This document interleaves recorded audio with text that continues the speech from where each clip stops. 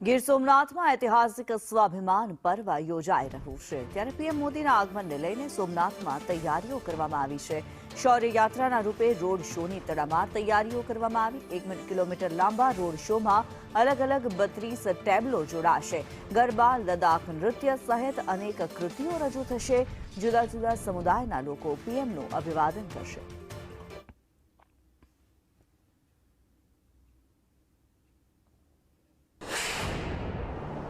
સોમનાથમાં આવતીકાલે પ્રધાનમંત્રી નરેન્દ્રભાઈ મોદીનો રોડ શો એટલે કે શૌર્ય યાત્રા યોજાનાર છે અને જેનું હાલ રિહર્સલ ચાલી રહ્યું છે।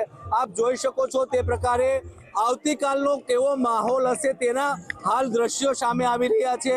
જે સોમનાથ સંઘ સર્કલથી અમીરજી સર્કલ સુધી સોમનાથ મંદિર સુધીનો જે આખો રોડ શો છે અને જેમાં અલગ અલગ કૃતિઓ હશે અને કૃતિઓની પાછળ નરેન્દ્રભાઈ મોદી આગળ અશ્વ અને પાછળ અશ્વની વચ્ચે સવાર થઈ અને શૌર્ય યાત્રામાં સહભાગી બનવાના છે। આપ જોઈ શકો છો તે પ્રકારે ગઈકાલે જે આખી કાર્યક્રમ છે તેનું રિહર્સલ થઈ રહ્યું છે। એ કલાત્મક પ્રતિકૃતિઓ સાથેનો જે એક આખો ફ્લોટ છે તે આગળ આવી રહ્યો છે।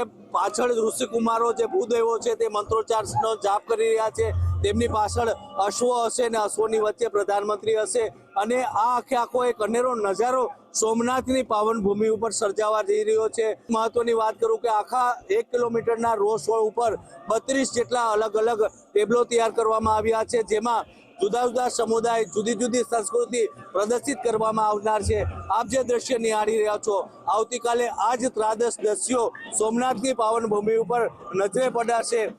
જોઈ શકો છો તે પ્રમાણે મોરપીંછ સાથેના જે યુવકો છે, ત્યારબાદ ડમરૂના નાદ સાથે ડમરૂ વગાડતા હોય તેવા ઋષિકુમારો પણ અહીંથી પસાર થશે।